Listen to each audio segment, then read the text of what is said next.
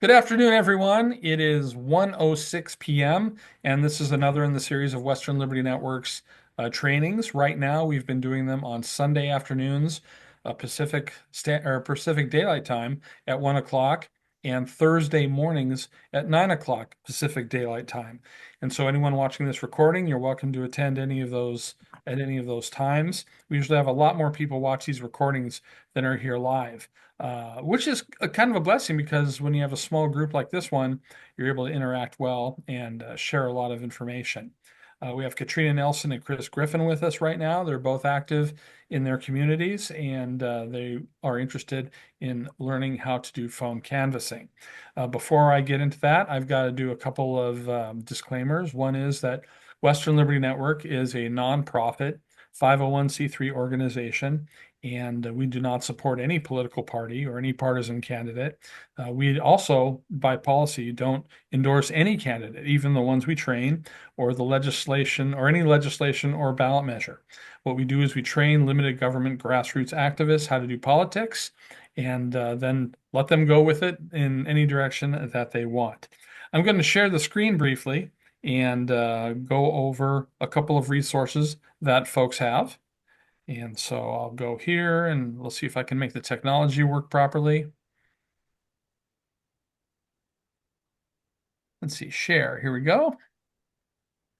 And I'm going to share the Western Liberty Network website. Okay, you should now see the Western Liberty Network website. And there are a lot of resources here. If you go to the home page, this is what you'll see. The top story is always our upcoming online training. This one's about telephone canvassing, so you can see that there. And by clicking on the sign on with Zoom button, you can always get onto it when we're holding our live session. Go scrolling down, you'll see more resources that you can see, information about our previous conferences. Some of our presentations are recorded at the conference and are available live. And so you have these resources that are available to you. Now, if you go up to the training tab at the very top, you'll see a lot of different things. You will see, let me see if I can make this a little bit easier to watch. If you scroll down a little bit, you'll see a number of training documents. There are training documents that are designed to be provided with a live training like this one, but they also stand well on their own. You can click on any issue you like how to canvass a neighborhood door by door, and you'll see that come up. You can download it, photocopy it. They're not copyright. You can use them however you like. And if you scroll down, you'll see there are a lot of events here. And if you go to the very bottom one, you can download a single PDF containing all of the above training documents. So you don't have to wear out your mouse trying to collect them all if you like them. Then below that are the recordings of sessions like this one on various topics. I provide many of the trainings, but we do have guest trainers come on from time to time. And this is really helpful because between the training documents and the videos, a person can literally design their own curriculum and train themselves in the skills they need to be politically successful.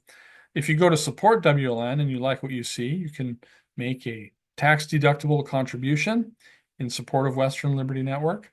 And you've got a variety of options. You've got options for one-time contributions, or you can also become a sustaining automatic monthly contributor. So those are the resources that are available on Western Liberty Network's website. I'll stop the share now. Okay. Okay, are there any questions before we go ahead? Okay, I don't see any questions. So what we're going to do is we're going to talk about phone canvassing. It's one of our shorter trainings, and it's particularly useful in in an environment like this one where you've got an election. In Oregon, we have the spring elections, they're special district elections for local races, school board, water board, fire and rescue, mosquito control board, you name it, it's there. But these are notoriously low turnout elections, very low turnout. So if you're doing any action to get out the vote, it has a disproportionate impact in a low turnout election like this. I ran for and was elected to the Tualatin Valley Water District Board of Commissioners 5 times. And typically, because there are school board races and a few ballot measures, they would have voter turnout rates in the high 30s or low 40s. Very low turnout levels, as opposed to like a general presidential election where the turnout's in the 80s or even the 90s. But if you go down ticket on these elections, you might see like 38, 41% for school board or for the high profile races. But if you go down to the lower offices, a lot of people skip them. And if you take that into account, when I was elected, it was a district of 250,000 people. We provided water for 250,000 people, Nike Corporation, Intel, the chip factories, research. I mean, it was a big district, but the turnout for that race was only 17%. Okay, so if you are running for a small position like that, or if you're running for a precinct committee position like that, turnout is key. Just getting a few more votes can make the difference between winning and losing elections. I even go so far as to say that persuasion, unless it's a high profile, big dollar race like a school board race in a major district, unless it's a race like that, getting people to turn out and vote for you is actually more important than persuasion. Because if I could contact enough people and get people, a few friends to work for me to get another 1 or 2% in a close water district race, that's enough to win. And for small races, that's really critical. So what I'm going to focus on here is, because of the dynamics of this race, is not persuasion as much as it is using phone canvassing to get the vote out. Now, I'm going to send you a document. This is our training document.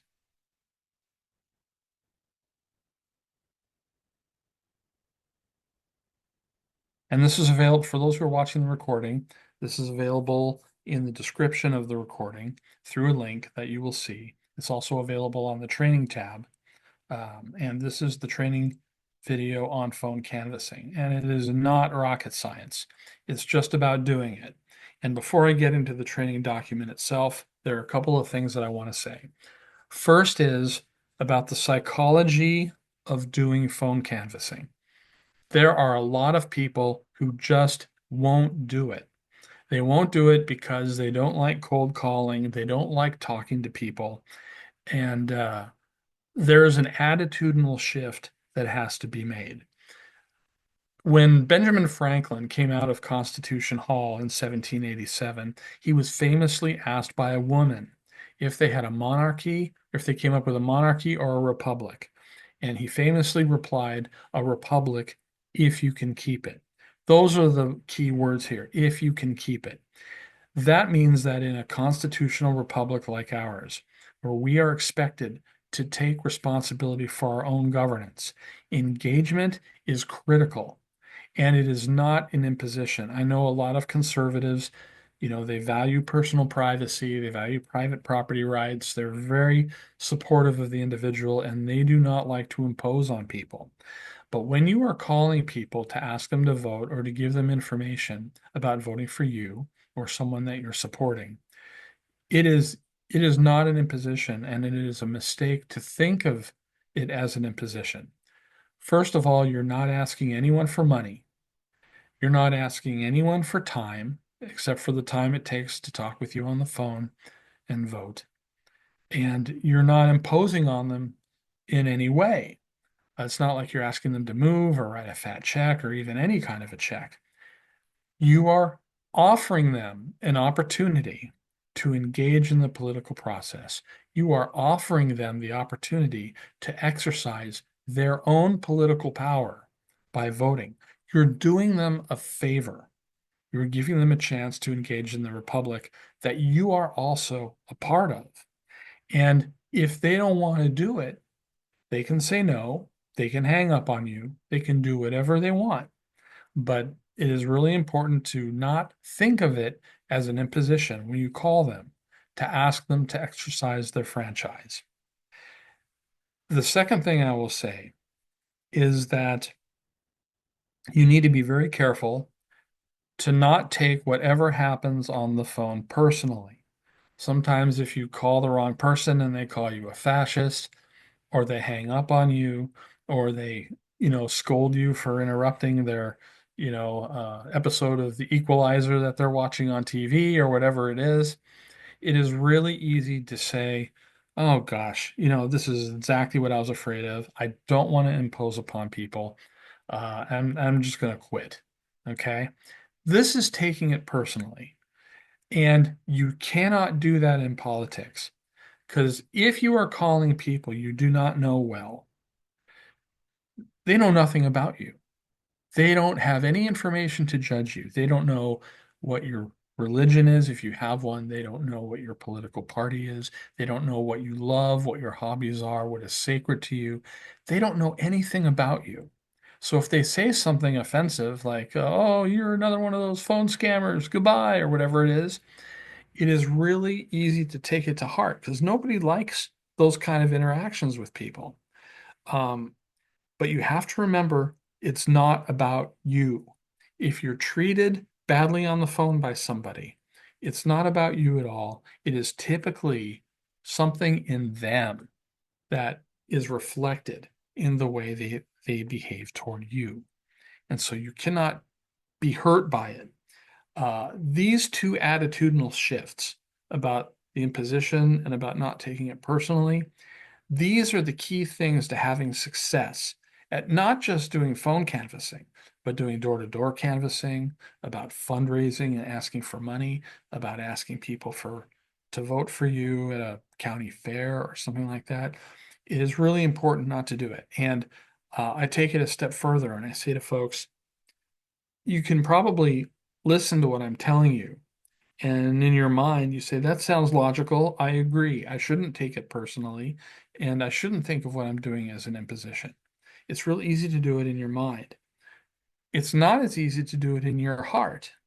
If you've gone through years and in your life, it's still hard to pick up that phone. It's still hard to make that first step. And if you have a poor interaction, it's really hard to do the next one and the next one until you have good interactions. And you will have excellent interactions. You might meet new people that you like. You might make friends. You might talk to somebody who knows somebody you know, or and that leads to a conversation. You find out you both like gardening or you like cars or whatever it is. But you will have bad experiences.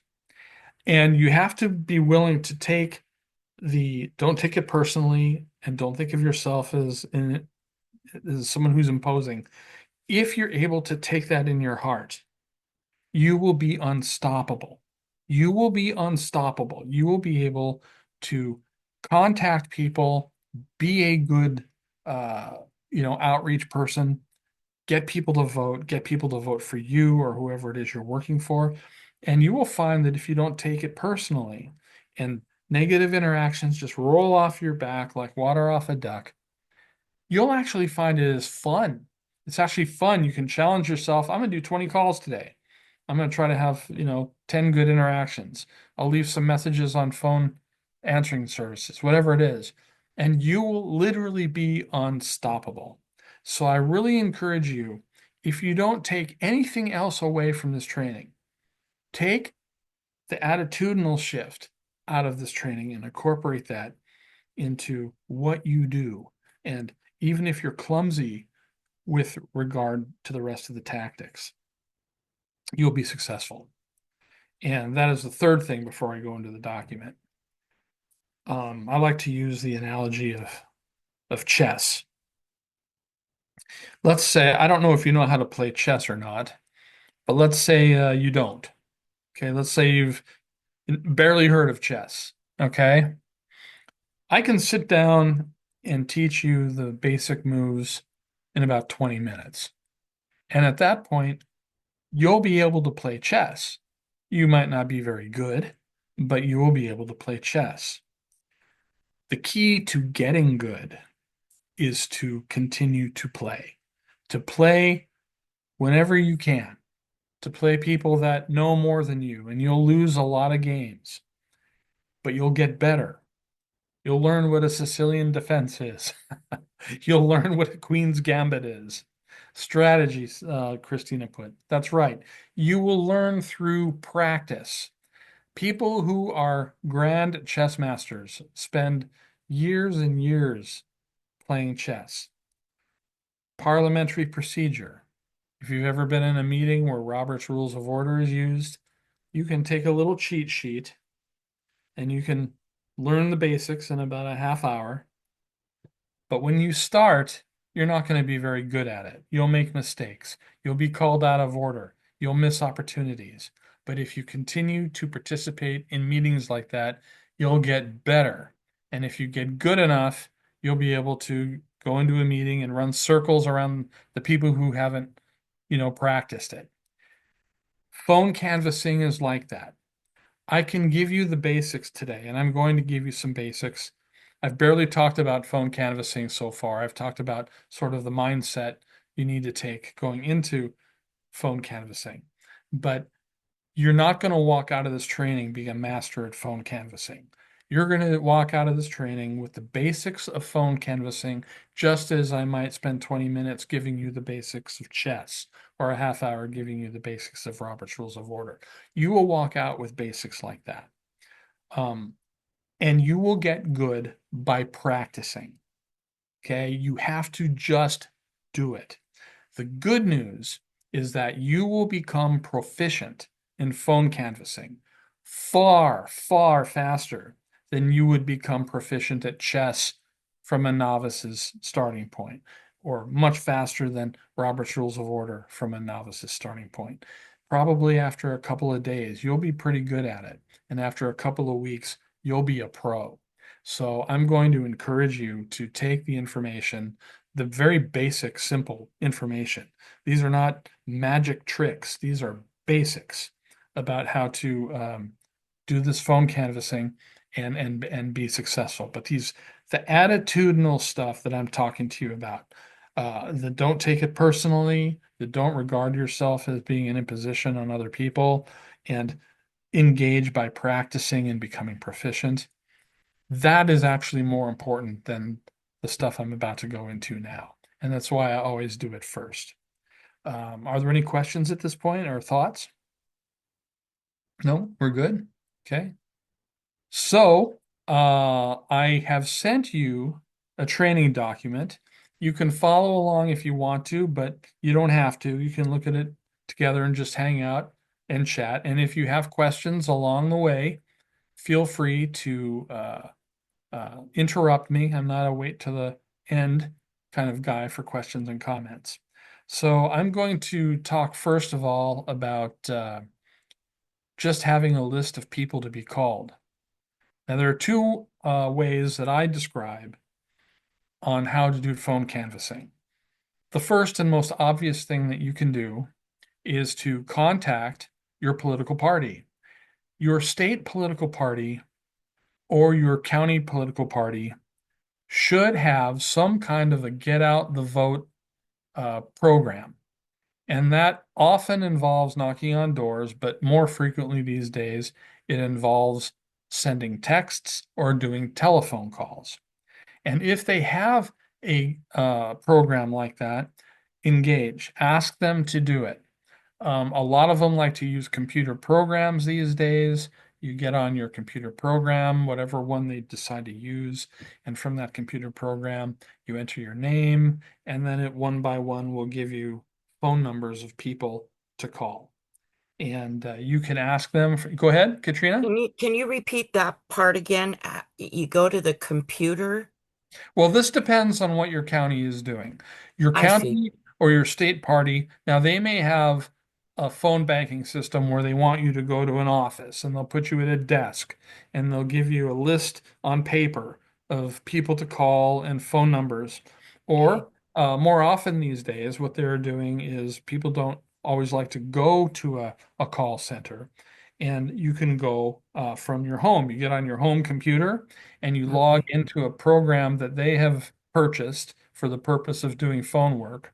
And then one by one on the screen, Okay. typically these programs will show you a name, information about them, and a telephone number, and you call them, leave a note about what happened, and then go to the next one, and then go to the next one. Okay.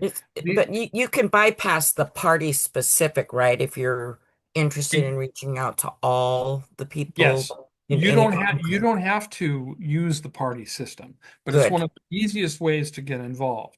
Another way you can go is to contact your county election office directly. There we go. If you do this, you're going to have to do it quickly because, the election's just coming up in a couple of weeks, plus few days in Oregon. Now, if you're watching this recording in Washington, their election is toward the end of summer, and you've got more time. But in Oregon right now, you're about out of time, so you got to go to your county office and ask them for a list of voters in your district. Typically, it is not very expensive if you're doing it, especially if you're doing a precinct. It might be 20 or $30, right? I just bought the entire state Okay. list from the state of Oregon, and it was only $500. So if you're doing a school board list or a precinct list or a county list, it is much less. Now, some of these county lists do have phone numbers on them. Others don't have very many. Okay. There are a few that even have email addresses, but there usually are phone numbers. There might be, maybe 30 or 40% of them have telephone numbers. Not very many people are using landlines these days, but typically the ones that have landlines, they vote at high propensity. Newspapers are the same way. A lot of people get their news online. They don't get their news by newspaper home delivery so much anymore. But there are some that do, and they vote at a very high propensity. And you want to take this into account in an election like the special district election because turnout is so low. Just reaching the small number of people whose phone numbers are included in the county list, or the people who, have newspaper subscriptions. They tend to be homeowners that have single family homes. They tend to be in more mature neighborhoods where you've got older people that are accustomed to newspapers. But the county list is another way to go. Um, there are companies that sell cleaner commercial lists, but you probably don't have the time to do that uh, before this election. Now, people often complain that the lists you get from the county are not very accurate. They might be 10, 15, sometimes even 20% wrong. And, a lot of people think this is because of incompetence on the part of the election official. And sometimes that's a factor. In fact, I got two ballots this year. Mm. Don't know why, don't know how. I'll let the election official know and I'll only turn in one. But sometimes it is mistakes on the county election officers. More often, it's just that we have such a mobile population. Approximately 15% of the population moves every year. And that means a change of address. And that means changing your voter registration and your driver's license. And not so many people do it promptly. Other times people are getting divorced. People change their name. People die. People Military. move out of district. These lists are always churning.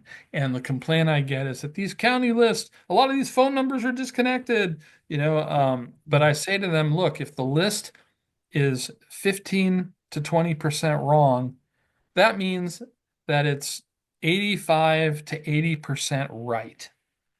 And don't let the perfect become the enemy of the good. Go ahead and plow your way through the bad phone numbers. You'll find a good one, you'll get another good one, and you get another good one. But in a low propensity election, a low turnout election like this one, every person you receive that you contact with is like reaching 10 people in a general election. Maybe the proportions aren't quite right, but what I'm saying is reaching a person in a low propensity election is more important statistically than reaching a single person in a high turnout election. So do not be discouraged if the lists you acquire are are less than perfectly accurate. There's a third way you can go. Excuse me. Will you cover whether or not to leave a message? Yes, I will. What if the answering machine does not give a name? That's fine. It could be a new owner of a home number. We'll talk about that. We'll talk about that shortly. Questions. And this is terrific. Well, that's good. I'm glad that this is of value to you. And now a third way you can go is you can make a list of the people you know. There are some people that, despite my admonitions not to think of themselves as intruding on other people, despite my admonition and appeal, they simply will not do cold calling. They just won't. There are some people that are just not inclined to do that kind of calling, and some people that are just intimidated by the process of calling people they don't know. If you are one of these people, it's okay. Your get out the vote or your phone campaign can consist of people that you know. I mean, a ballot from a sister or a neighbor or a friend or a coworker is counts just as much as a ballot, that belongs to somebody who you don't know. Calling them are fine. If you have some people, one or two neighbors in your precinct that is willing to help you become a precinct committee person, enlist their help. Have them do a personalized phone campaign or a personalized, in this case, a personalized get out the vote campaign. You literally simply write down the names of everyone in your district, in the district that you're running for. Write down the names and phone numbers of everyone you know, your relatives, your friends, your neighbors, your coworkers, your lawyer, if you give your lawyer business, your dry cleaner, your accountant, whatever it is, whoever you do business with. If you've made friends at somebody at a grocery store, whatever it is, write down the names of every person you know and their phone numbers and make an appointment with yourself to make phone calls. Put out a calendar and just make an appointment. Because if you don't make an appointment, and I'll just do it when I get around to it, usually it doesn't happen. So make an appointment on the calendar. Best times to call, it varies, from person to person because people work different hours and they've got different commitments. But the early evening is usually pretty good. Saturday and the afternoons are usually pretty good. You'll get people that are out and at the beach, but you'll get people that are home mowing the grass or whatever it is. Try different things. I don't usually encourage Sundays until mid-afternoon, but mid-afternoon and probably before the family time, like 7:30. But that's usually pretty good. But make a list of everybody you know. And that's one of the first things on the phone canvassing training document is simply have a list of people to be called, whether you get it from your county, you derive it from your own personal acquaintances, and you ask maybe three or four of your friends to do the same thing, to have their own personal campaigns, or whether you buy the list from a county.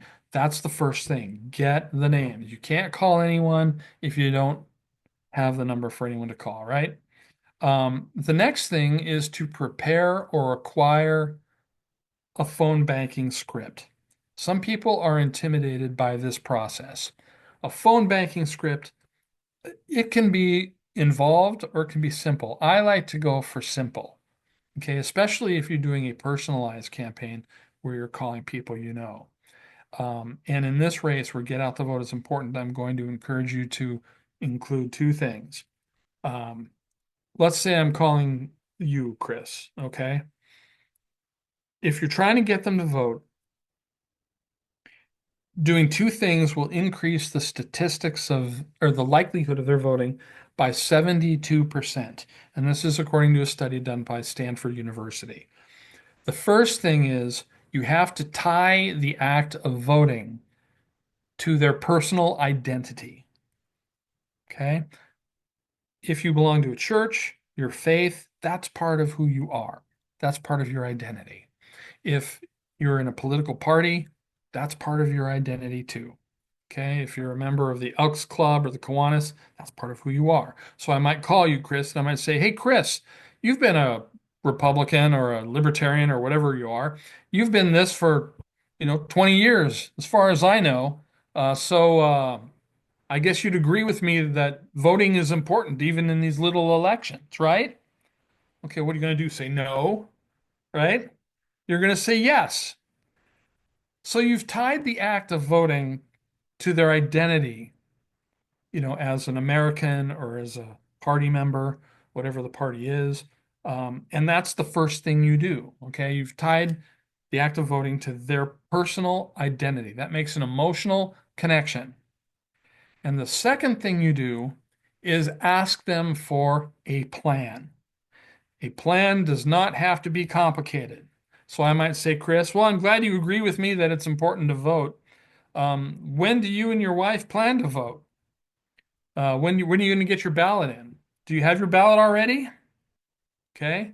Well, Chris might say something like, well, I'm going to a party. We're going to have a voting party with my local group, and we're all going to vote then. That's a plan.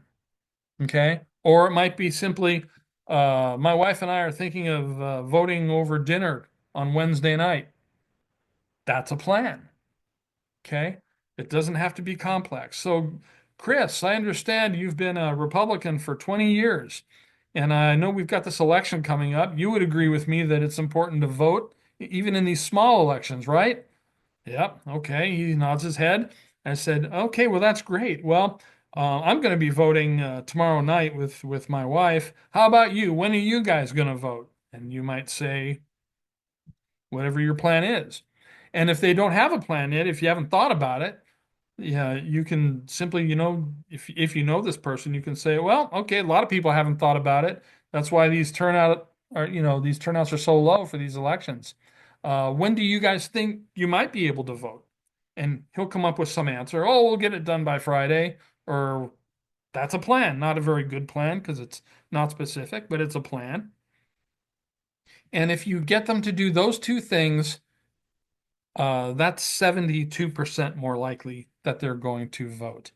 Now, if you want them to vote a specific way, you can say that and you can say, Chris, I know you and I, we align on most things. Maybe we don't agree 100%, but we align on most things. We've known each other for a while. I'm going to vote, for Katrina Nelson for precinct committee chairperson. Are you going to join me? Well, he might say yes, or he might say he's voting for somebody else.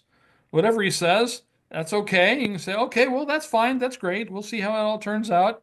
Um, what's on your mind? You can chit chat a little bit. How are your kids? Don't take too long because you got to make a bunch of phone calls. But this is the scenario that I'm outlining is a scenario if you do a personal campaign made up of a list of people that you know. This is just conversation. You're just calling people you know.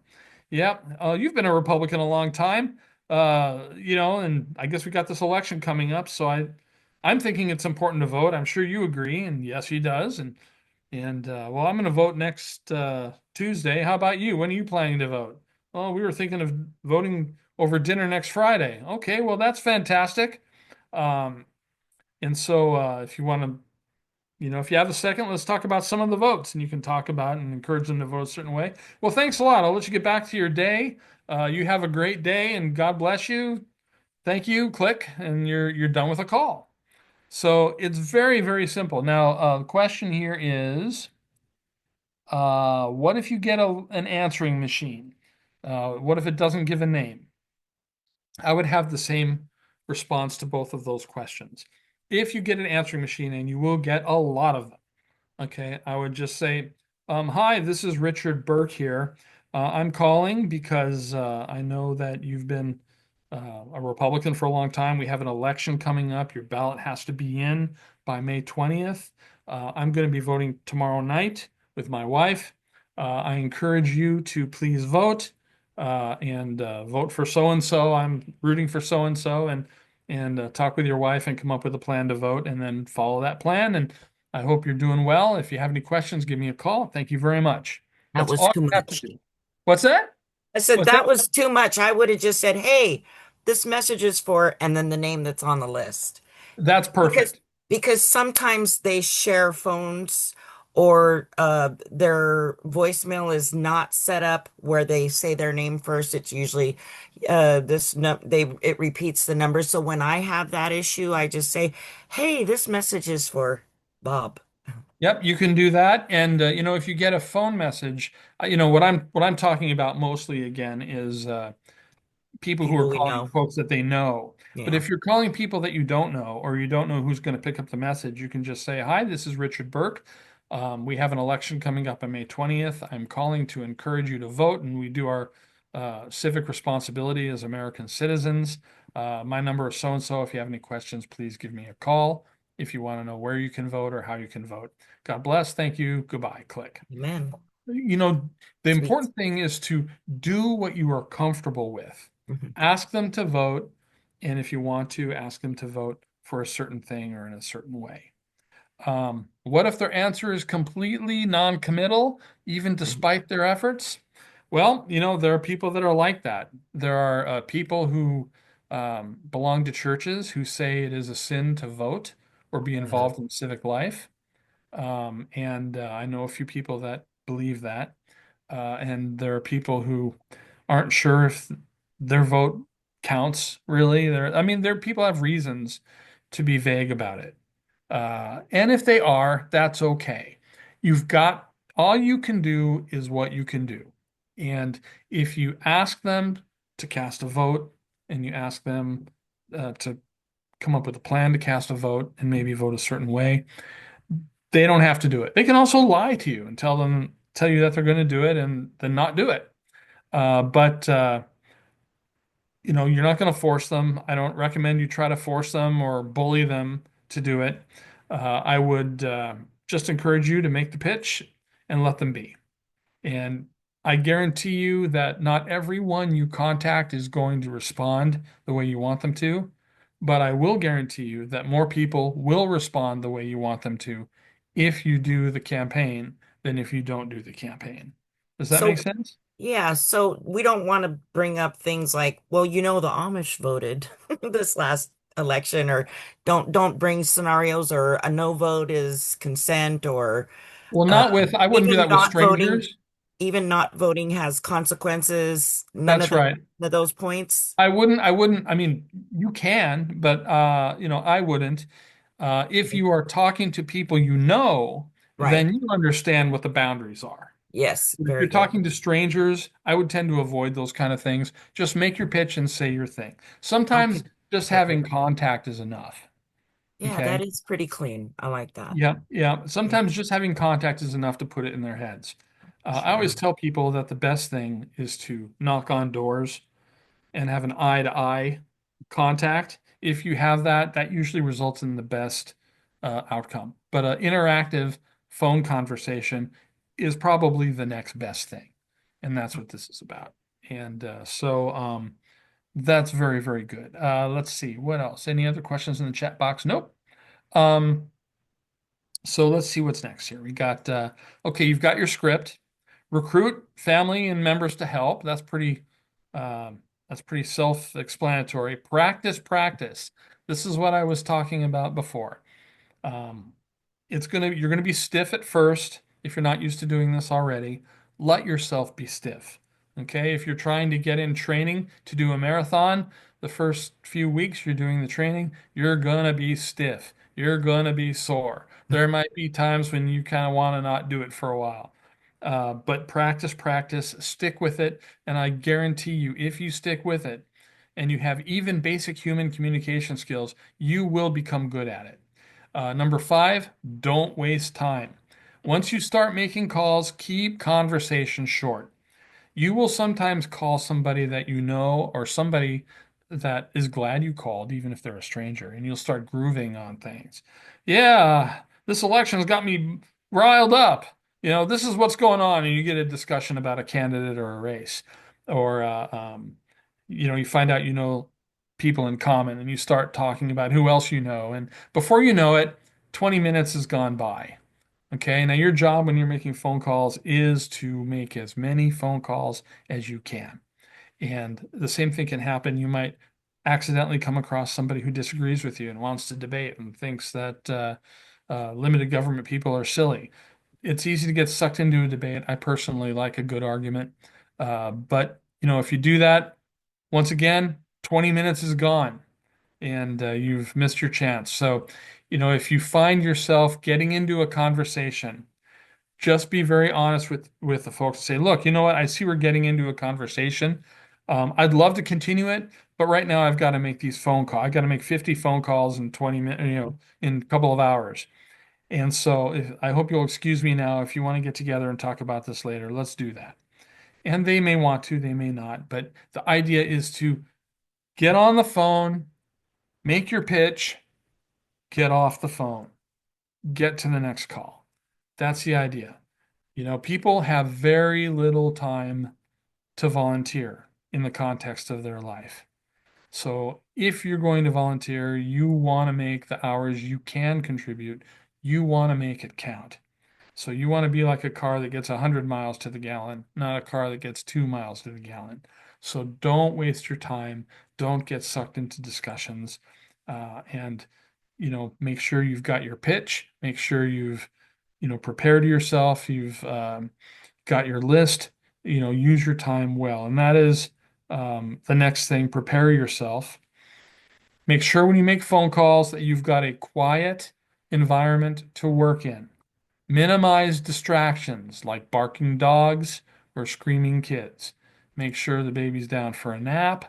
Make sure the dog is out in the yard. Whatever it is, try to make sure that you have the environment. If you have a cell phone, unless you're using the cell phone to make the phone calls, turn it off while you're making these calls. It's important that you not be interrupted. Tell your husband and wife or whoever's living with you to leave you alone for a half hour or an hour. Make sure that you have a clear environment with minimal distractions. If you are using a cordless phone or a cellular phone, make sure it is fully charged. It's put it in the night before, make sure you've got it fully charged and that you're not going to have static or have your phone just drop out on you. Have a pad of paper and a pen ready to make notes. You will have reason to make notes if you make enough calls. Make sure you have your calling list and everything else you need to use your time efficiently. Have a cup of coffee, have a glass of soda or whatever it is you like. If you have a sandwich next to you, you want to take a bite between calls. But the point is to create your environment so you can provide a solid hour or a solid 2 hours without distraction, without interruptions as much as possible. And you'll find that you get a lot done. And again, one more time, don't take anything personally. You will talk to jerks or people who are rude to you, even if you know them. They might be in a bad mood that day, or they had a fight with their spouse or something, and they're sharp with you. Whatever happens out there, do not take it personal. Okay, what do we got? What about being able to see a good canvasser in action? It takes the mystery or fear out of it. How to find a good phone canvasser. Okay, this seems to me would be a good and helpful thing. Well, what I would do is if you are interested in any campaigns, like if someone's running for a school board seat or a state representative seat or county commissioner seat, call the campaign and say, look, I'm interested in being a phone canvasser. I'm trying to teach myself. I've taken some training. I would like to watch a proficient phone canvasser in action. Is there anyone that I can see, I can watch? And they will probably have one. And if they don't, call another campaign or call another county's political party, whatever it is. But that's how you find one. Contact a campaign directly if you have the way to do so. And a lot of times, if you go to their campaign website, they'll offer you an email address or a phone number you can use to make such a request. But quite honestly, if you stick to the points that I've given you, you will become a proficient canvasser, and then somebody will ask to watch you unnecessarily because if they apply the same training, they will become a good canvasser themselves. And if you participate in a phone canvassing event where there are multiple people doing it together, you can see it and you can train each other. Everybody can learn. Or if you get some friends to help you, as I've described previously, ask them to come over at your house, bring their cell phones, and you can have your own canvassing event with people with the phone number. So I don't know. Does that answer your question, Chris? I don't know if Well, did you go over number 8? Did I go over number 8?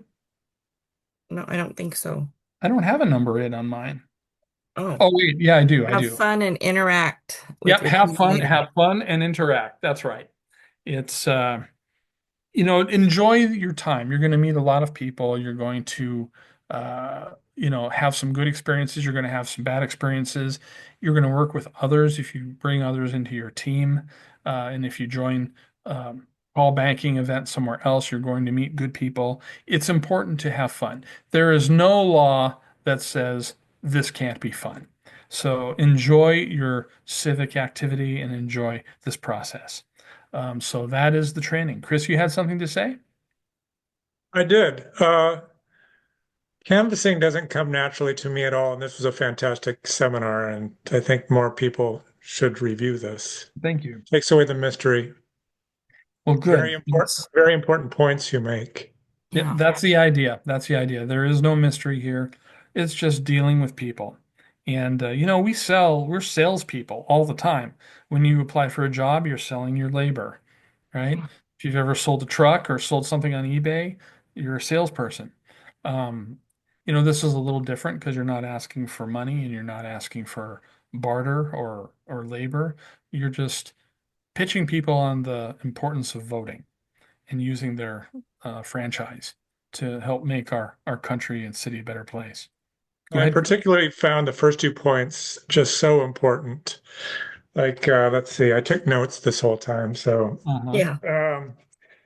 you're not asking for money and, you're not putting an imposition on them. And number two, do not take it personally because that's so easy to do. It's easy to do. It's a Mm. it's a pitfall, and forewarned is forearmed, so be prepared for some good experiences and bad ones. But remember, none of it is about you or your soul or your personality or your worth as a person. And just remember you're doing civic activity, and if people have a problem with you, that's really a problem with them, and so have fun with it. Enjoy yourself. So, are there any more comments? I've never heard of the term phone banking before. Yes. Well, So now it's you just kind have. of something new to me. It just sounds like, what am I banking in my phone? What about lists from phone providers? Can you buy those You also? can buy them. You can buy them in a lot of places, and they typically are cleaner than lists Okay. you get publicly. How would But you do that? you could literally Google where can I buy phone lists and put your city. Oh, Okay, where can I buy accurate phone lists for uh, Bend, my, Oregon, or wherever you live. okay. Yeah. Okay, Okay. and you'll get companies that will sell you those. I don't have any particular one that I recommend. I've worked with several, and which Okay. ones are good and which ones are bad vary by election cycle. It Um, always seems that every 2 years there's a new computer program that makes it easy to canvass. And if you master that one, then 2 years later there's a new one, right? And the lists that people get and the methods that they use to clean the lists sometimes are more effective than others. So year to year to year, who's got the biggest lists, who's got the best lists? Uh, for races like this one, it's a crapshoot. sure. For large races like congressional races and gubernatorial races, there are big companies like Aristotle that do that sort of thing. But for most people who run for local nonpartisan office, they typically don't have the budgets to buy lists unless it's a big school board race or a big city council race or something like that. Mosquito control board, you usually don't have the money. So, the public resources, they're less expensive and they're less accurate, but they're fine. They're perfectly useful for these kind of races. Okay. Is there anything else, Chris? So back when I was in college, which is a long time ago, we had, the phone-a-thon. And so doing it with somebody, not necessarily creating background noise, but doing it with someone might be an easier way for some people to do it too. Make it a Sure. social event. Yeah. Sure, have some friends come over and have your own calling event. Absolutely. You can do this any way you want to do it. If you want to go out and play golf, you can buy whatever clubs you want. You can go to whatever course you want. You can use whatever swing you want. Yeah, you can cheat however much you want. My grandfather was famous for that. But anyway, so this is the same thing. As long as you stick to the basics of doing successful phone canvassing, do it the way you like, and you'll be fine. Have fun. Yeah, I think I'll start with a let's go have some pie meet and greet, and then I'll have some friends, because Yeah. I got the berry patch right here on Highway 30 Okay. Well, across from me. So, something, let's have pie and coffee. yeah, you've got the right idea. Let's, Yeah, I'll have a pizza delivered, yeah. whatever it is. We'll go bowling afterward. Well, Whatever.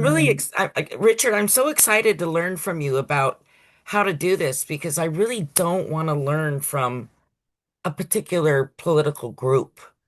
So thank you for doing this. I really appreciate it. You're welcome. It's fun And for me. I I love it. have shared your um training emails with a friend that's running for school board down way down south. I forgot where she lives, like way down almost to the border, Brookings, I think. Uh-huh. That's pretty far, And yeah, as far as you can go and not be in California. it's not really, anyway, that's beside the point. She was really thankful, and I don't know if she's actually made it. I hope she does because she didn't ever imagine being here, and neither did I. But here I am. In Yep. less than 18 months, here I am. My mind has shifted. It's time to do my civic. Well, good for So, you. yeah. It also reminds me of a famous movie where one of the great lines was, "Remember, no matter where you go, there you are." Here I am. All So, right. is there anything Um, else, Chris? Any or Katrina? You guys good? I did, I'm good. Did you stop recording? No, I'm still recording. Oh, well, Yeah. that's beside the training, but Yeah. Do you want me to stop the recording? so we Okay. can chat with you one on one. Sure. I'm going to People stop the don't need to recording just. now. If whoever's watching the recording, thank you for hanging on, and we'll be doing another one of these trainings soon. Just watch the westernlibertynetwork.org website, and you will uh, see everything that you're interested in with regard to training. So God bless and take care.